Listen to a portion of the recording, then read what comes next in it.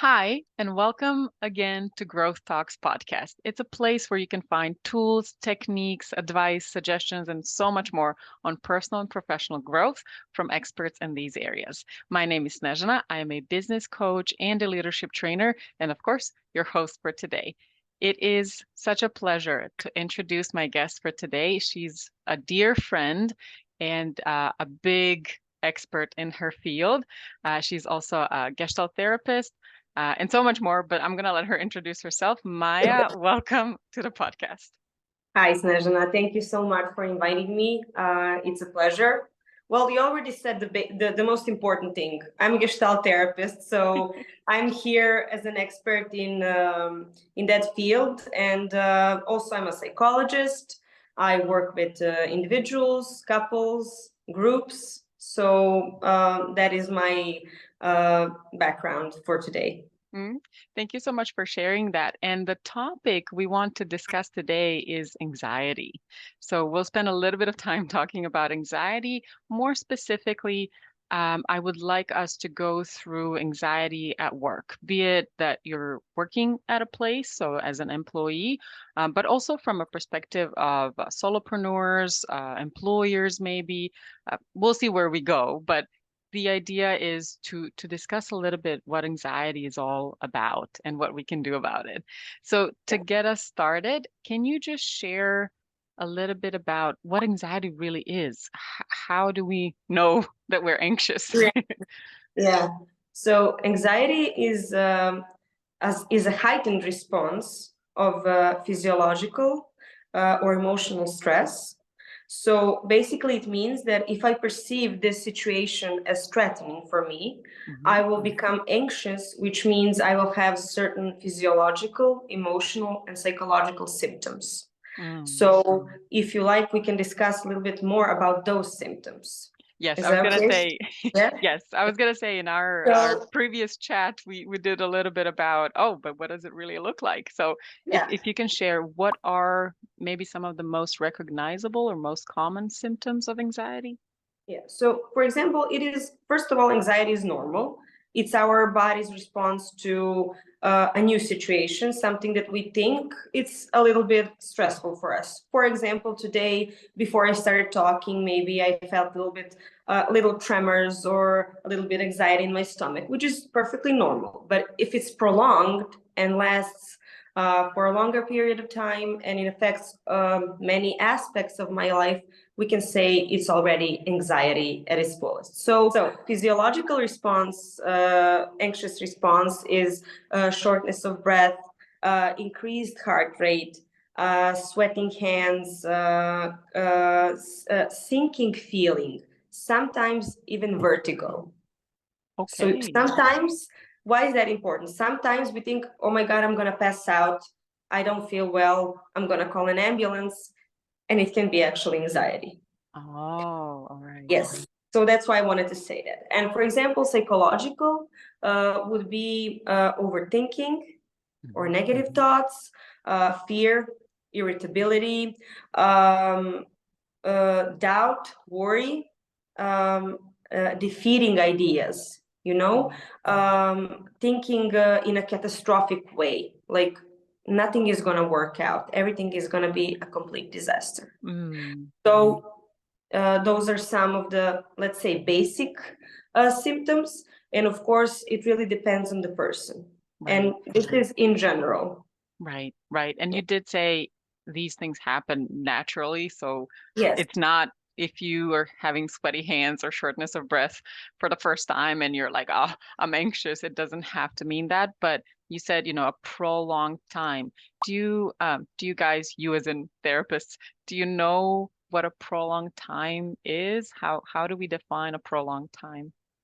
If it lasts for more than 6 months, Okay. and if it starts to look, if it starts to make you isolate yourself, your functioning gets worse, it means that maybe you should talk to somebody. So first, why I wanted to go back to these symptoms, because I think it's very important to become aware of the symptoms first. Mm. And then if I know that I'm anxious, I can resolve a little bit on my own or talk to somebody. So awareness is the first step.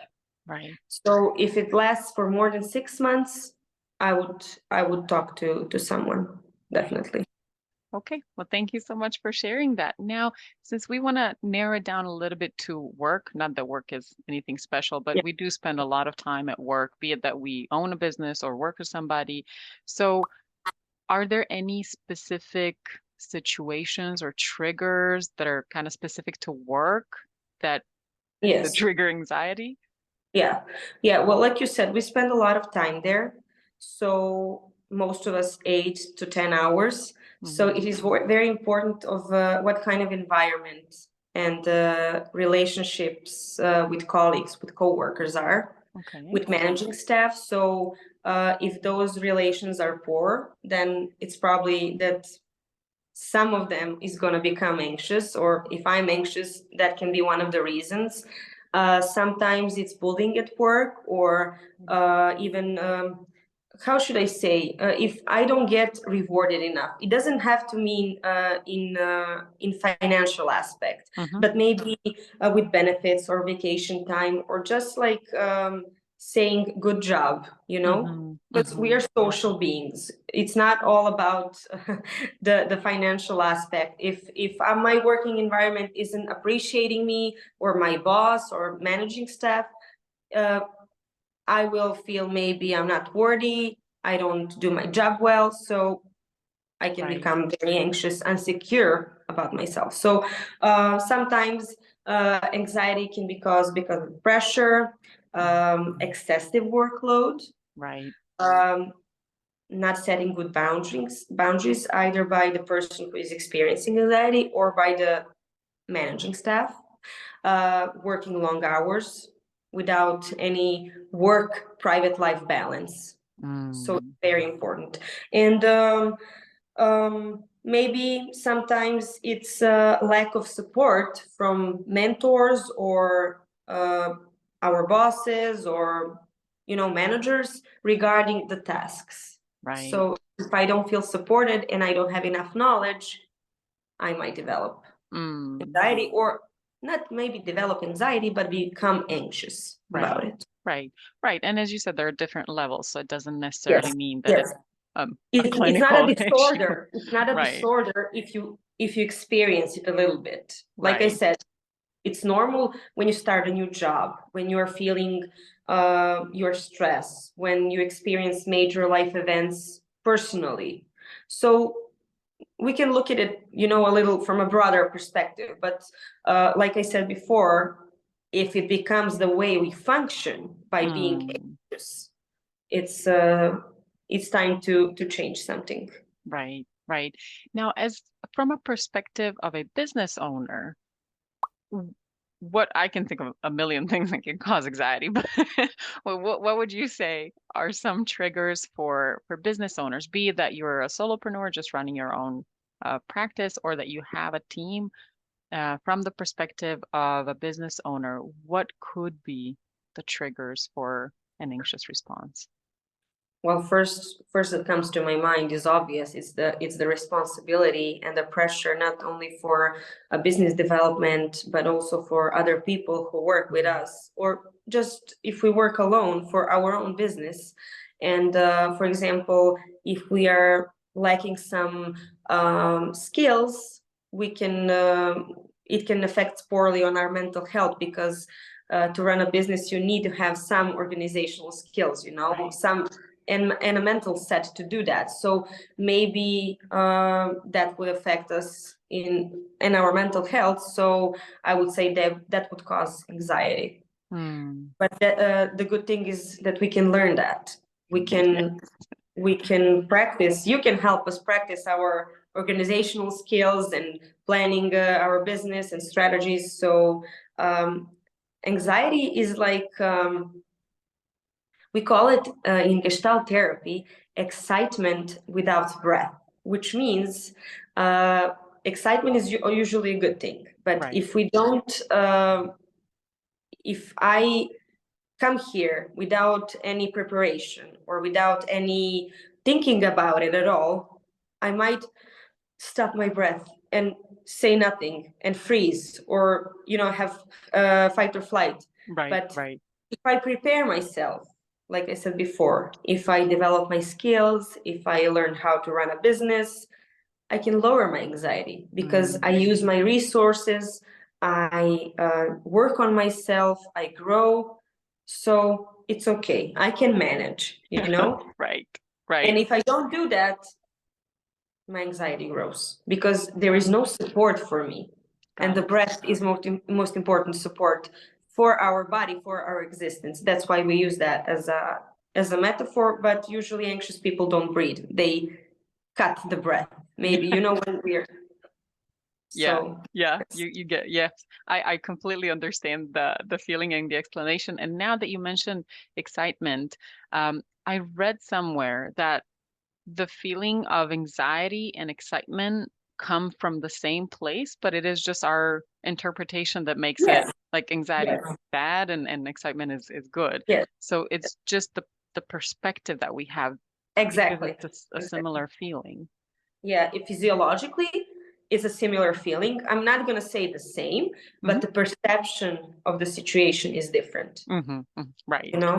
Yeah, absolutely. So, So if you um, think it's bad or, not to your standards, then it's going to yes, be you're feeling anxious. And that's where yes, you can't breathe. You just want to get it over with and run away.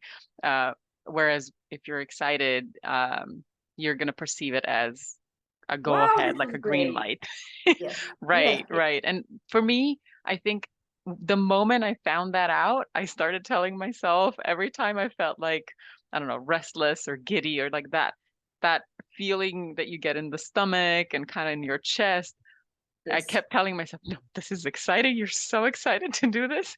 And I find that even though sometimes I don't believe myself, but I find that it does relax me a little bit. I do kind of, you know, step back, put down my shoulders. So it does help, even though it's a more of a, whether I'm going to believe myself or not, but it does help sometimes. But I think that the thing you do is great because that way you are developing your inner dialogue, dialogue with yourself. Hmm. That's our support system. Right. And when you say that to yourself, our brain doesn't make a difference if what I'm thinking about is real or not. So if I tell myself, "Oh my God, this is danger. I'm gonna die here," my body is gonna believe me. So Right. if I tell myself, "No, this is exciting. This is a new chance. You're gonna have fun with Snezhana here today," then my body's going to say, okay, we're excited about this, we can do this, Yeah. we know stuff, we read stuff, we do stuff, so we're going to be fine. So Right. the thing you said is very important. Yeah. Right. Thank you. Well, thank you so much for acknowledging this and just Yes. verifying that I'm going the right direction. I Yeah. really appreciate it. Okay, so how, now that we know a little bit about what anxiety feels and looks like, can you share some small tips or some advice on maybe what are the quick fixes? What can we do Mhm. when when we think we're experiencing anxiety to help us maybe stay grounded or go through the day, especially at work, you can't just go to bed You and can just sleep. walk away. Right. So Yeah. what are some So of the maybe coping ways? strategy, yeah. Hmm. Well, it's difficult when we are at work. So I will answer that. I just want to say that uh, if I'm aware that I'm anxious at work, it's important for me to work on that in my private time too. Hmm. So Hmm. to work on anxiety because it's never just work. If Right. it's my strategy to respond anxiously, it's gonna be affected. Every aspect of my life, is gonna be Okay. affected. So it's not, Okay. but sometimes it's the work as a situation. Right. So what I could recommend is learning some breathing techniques, abdominal breathing, or there are many techniques where you could, you're sitting at work, but you are looking in one dot and just breathing and focusing on what's going on peripherally, is Hmm. that the word? Yeah. Yes. So Yes. okay, thank you. Um, and breathing really helps.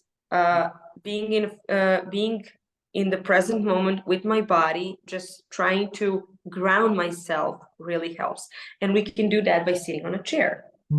So if I do a grounding technique where I feel my chair right here with me, how it's pressing my back, or if my arm is standing here. So just being in the moment and trying to feel my body, you know.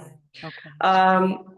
I would recommend also taking breaks whenever it's possible, and whenever it's time, and not isolate them, but rather spend time maybe with a coworker or coworkers, or if you're working alone, maybe talk to somebody on the phone. Just change a little bit your scenery. Right. If it's possible, walking is always helpful, even if it's a 5-minute walk. I know that sometimes from session to session I have like maybe 20 minutes. I just go outside and, I don't know, get myself a chocolate or something. So I just vent out a little bit. So I breathe, so it's always a good thing. And Oh, sorry, go ahead. no, go ahead, you I, can I say. was just gonna add to that. What I often tell some of the clients that I work with, because some of them are, in corporate settings, so you can't really walk around the building, or you can't always do that. But what Yeah. I tell them is go get coffee or a drink or a glass of water. Yes. That's Yes. just, it doesn't have to be a long, big, important thing. It can be as long as a 2 minute, literally going and pouring yourself some water, but you're Exactly. physically dislocating. Or, Yes. I don't know, walk up and down the stairs for 2 minutes. Yes. But whatever it is that makes sense in your work environment. I mean, ideally, yeah, you can go for a walk, or if there's a store outside, like you can get a cup of coffee or something like that, just so that you feel the fresh air. But if that's not possible, even dislocating for a minute or two will help, because you're not Okay. associating your surroundings with what's going on the inside. Exactly. Given that I Exactly. don't have much therapy background, please correct me if I'm wrong in this No, no, no, advice. that's true. Everything you said, that's correct, because it's like you said, it's important to dislocate from the thing that is causing you anxiety, but not in a way that you are running away from it. You need to be aware that you're maybe experiencing anxiety at this particular moment regarding maybe this task, or because of this or that. So it's important to know why, but these are the things we can do. You can always do the breathing technique. You can always dislocate, I don't know, go to the restroom. Right. And for me, it's very important to have a routine and taking care of our own needs. So eat properly, be physically active as much as possible, at least a little bit. So we are not, and to separate personal life from work. Mm. Because if I'm all work, it's gonna, eat me up. So that's maybe the most important advice. Right, right. Thank you so much for sharing that and bringing that up, because a lot of people nowadays, we do a lot of remote work or hybrid work, but there's a Yeah. portion of time that we spend at home. So all of a sudden, home is not only home, it's also your Exactly. office, it's a business place, it's pretty much where you live and make living. So it's hard to physically or mentally separate the two. And I know some people, to do that, they put on different clothes, or they have like their own little routine that tells the brain, okay, we're in work mode now. Now Yeah. we move, especially if you don't have physical room to have different rooms for different things. So I think what you just said, being aware and mindful that you need to have this balance and separate the two is I think more important now than before. Than ever. Yes, because before you go to work physically, you come home. Okay, maybe some people stay with work at home too. That's true. But the thing that changes is that we work from home from time to time. Some people all the time. So it is very important to separate those two. Even if you say, okay, this is now professional Maya, and now I'm just working and now I'm not. So even that is fine if that works for you. But it can affect our lives personally if we are anxious about work, if we don't pay attention to what's going on in our lives privately. It affects our relationships. It affects us emotionally. Our mental health will deteriorate because we need to have rest. We need to have fun. We need to have social interactions, and okay, we need to work too.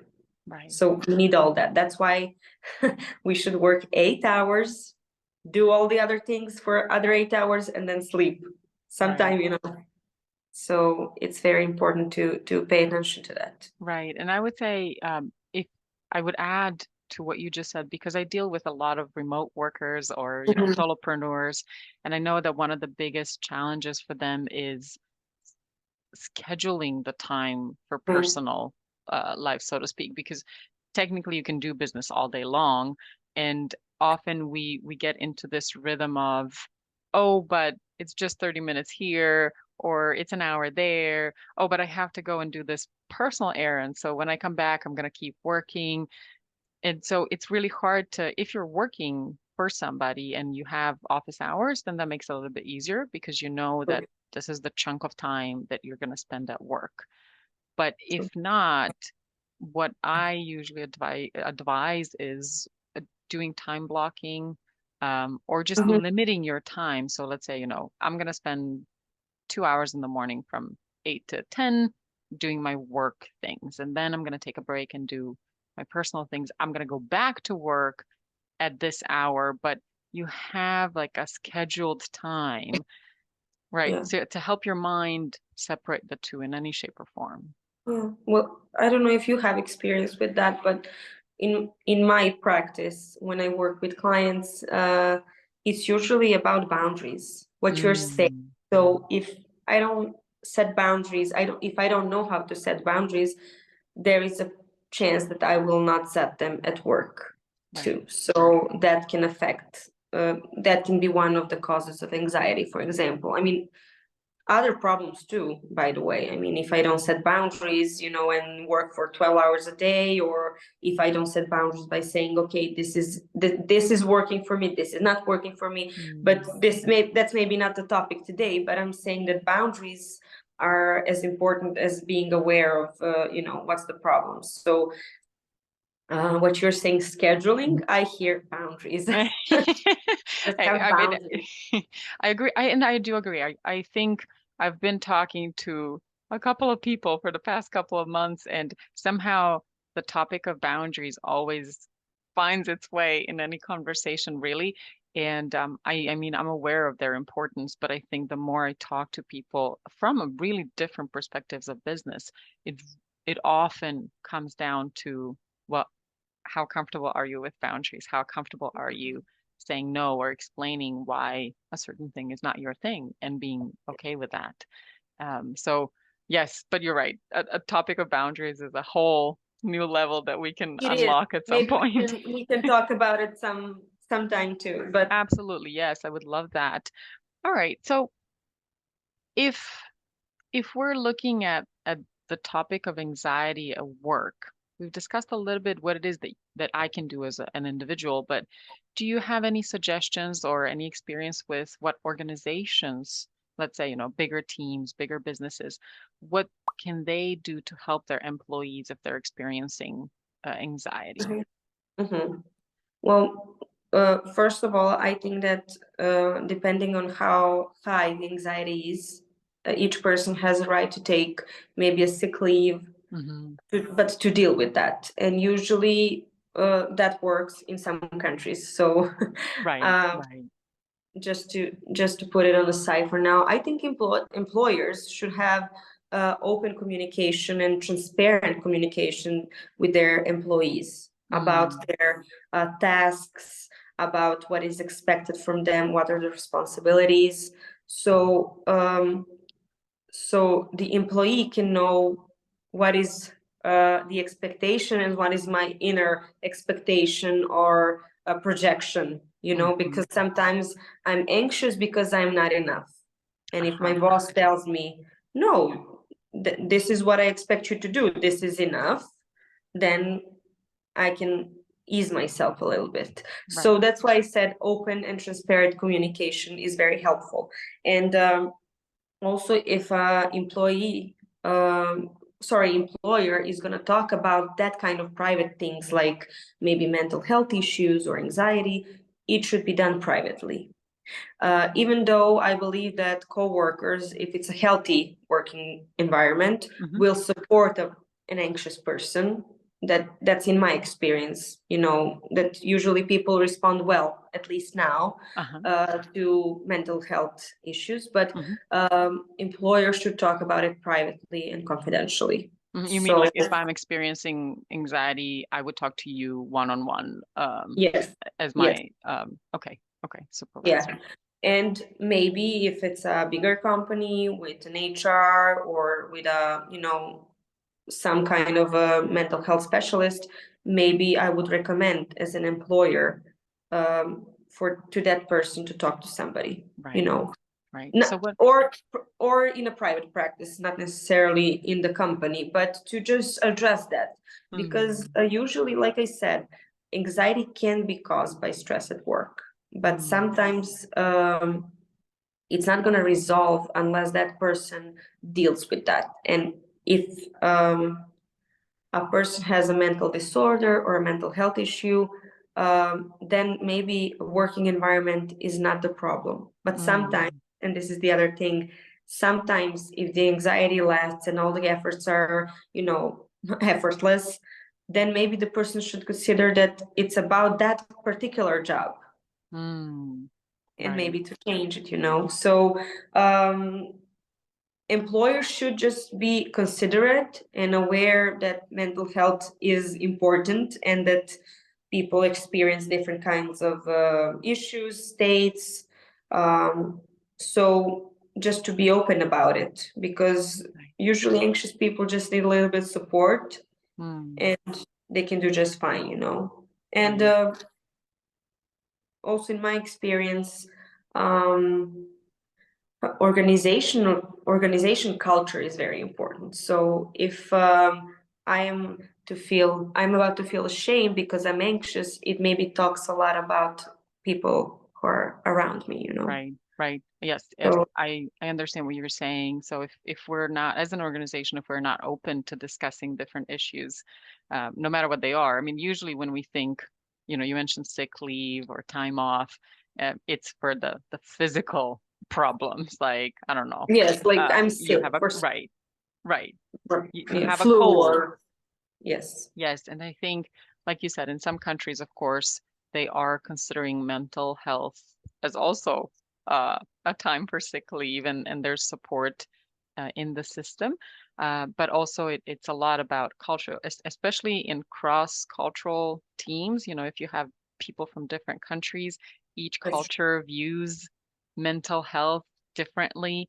So, also being mindful of who you work with and what their culture is, because if their cultural background doesn't support sharing how you feel, of course, it's going to be a lot harder for that person to share whether they're experiencing anxiety or not. Okay. It's so nice that you mentioned that. Yes, that is so true, because I just want to add a little bit to that when I work with clients who are from different culture than me, it is different, and my interventions are not the same, because it's like you said, it's looked at differently, it's perceived differently, so an employer should be aware of that. Right, especially now. I think of course, in this area, at least in the Balkan regions, the intercultural was not that different, but now with the global workforce and remote work, we do deal a lot more with different cultures. And maybe if you lived in Eastern Europe and you'd rarely work with somebody from, I don't know, Vietnam, and now it's normal. Yes. Yes, So yes. understanding these differences helps as well. It is mostly on us to share, but also Correct. on the organization to give support, to open the floor for sharing. And then it's up to me Exactly. whether I want to do it. Exactly. Okay. If it's okay with you, I'm going to bring it to a wrap here and slowly wrap up for today. But before I do that, is there anything that was on your agenda that we didn't talk about, something that you wanted to share and you find important and I didn't ask about? Well, now when you when you ask me like that, I would say what I tell my clients that have anxiety, that anxiety can be a blessing, Okay. because I know that at the beginning it doesn't sound like that or seems like that, because anxiety is very debilitating, you Mm-hmm. know. Mm-hmm. But it's the way your body is telling you something is not okay. It's like I'm not living a life that is loyal to my own existence. So Mm, I'm giving you my symptoms so you can address it. right. So that's what, that way I think it's a blessing, because that way if I work on my anxiety, if I become aware of what is triggering me and what is wrong and why am I suffocating or why am I cutting my own breath, then I can actually grow and develop. Oh, that's very So nice. Thank you so much for sharing that. yeah, you're welcome. Thank you for listening. Oh no, absolutely. It's great. And I do love the aspect of because we're sometimes so detached from what the body's saying. And Yeah, we try to do, and I know it from experience, that little one more push, just one more thing to get done. exactly. And then you end up in bed and sick for a week. And if you Exactly. had you Exactly. listened to your body on time, that additional push could have happened later on and you would have been fine. But so yeah, bringing that up, being aligned with what we need and who we are is very important. Yes. Awesome. Well, Maya, thank you so much for sharing all of this. Thank you so much for being here. Hopefully, whoever's listening is wondering or at least going through their own experiences and thinking, whether they're on the right path and what it is that they can do if they are having any problems. Um, okay, so thank you so much for your time. Thank you. For all of you listening and watching, you know the drill. If you like the content, feel free to subscribe and like us so that you can get access to more of the content like this. Again, Maya, it's been a pleasure. Thank you so much. And I'm looking forward to talking about boundaries at some point. Thank you for inviting me, and I am looking forward to it too. Yeah, so we'll talk about it. Absolutely. Thank you all. See you in the next episode. Bye.